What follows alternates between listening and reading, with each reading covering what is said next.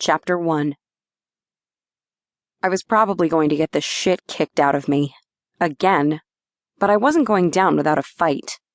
So far, I was holding my own. He sent a combination of strikes my way, followed by a spinning kick. But I parried them all, adding a strike of my own. I was working up a good sweat. Apparently, he was too, because he pulled his shirt off. Distracted by all those toned muscles and that sexy six-pack, I caught the next kick directly in the gut. This not only knocked the wind out of me, but sent me flying into the hard wall. I slumped to the floor, gaping like a fish, trying to catch my breath.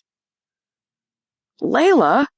yelled Shane, my sparring partner, flying across the room and landing on his knees at my side. "Layla, are you okay?" I couldn't speak. I could feel my eyes bulging and my head reeling as my inability to obtain oxygen made me lightheaded. Then, as though my muscles had unclenched, I took in a deep, gasping breath, and then another. "That's it, deep breaths," Shane encouraged, running his hands along my ribcage, checking for damage. I winced, and he pulled his hand back sharply. "I am so sorry, sweetheart. I thought you were going to block. Why did you just stand there?" "I was distracted," I wheezed out, breathing a little better now.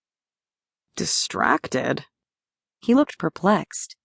"Distracted by what? There's no one in here but you and I, and nothing in here is distracting." "You took off your damn shirt," I grumbled. His gaze lifted from where he was lightly probing my stomach to my face, and a hint of amusement lit under the concern in his eyes. "So you got distracted by me taking off my shirt?" "Have you seen your chest? It's darn distracting," I said truthfully. I thought he'd probably done it on purpose.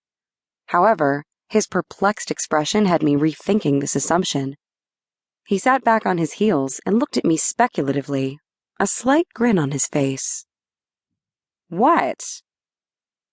"So is that what I have to do to get your attention? Take off my shirt?"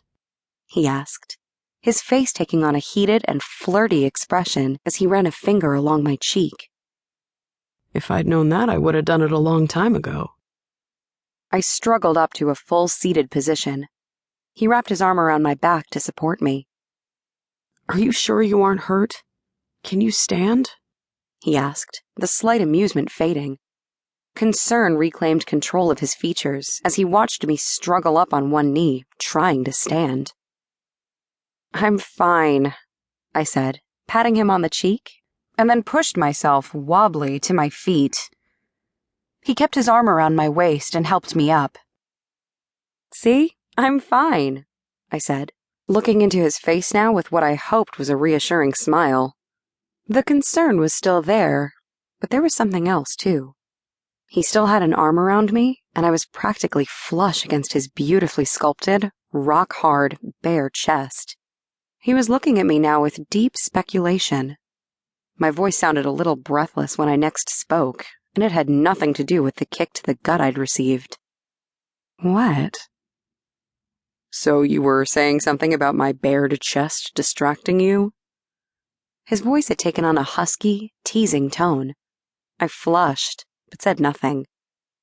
He brushed my hair out of my face with the other hand that wasn't still wrapped around my waist. "I've been wanting to get your attention for a while." Caught off guard and rendered speechless by mixed emotions, I could do nothing but stare back into his dark, heated eyes. I couldn't deny I was attracted to him. Heck, I'd wanted to get his attention too, but flashes of Jordan always stopped me from acting on it. Wasn't this what I wanted, though? A regular relationship with a regular guy? Hadn't I held my attraction and feelings for Jordan in check and distanced myself to give myself a chance at a normal relationship? I did not belong in Jordan's world. I wasn't a member of his superhuman squad.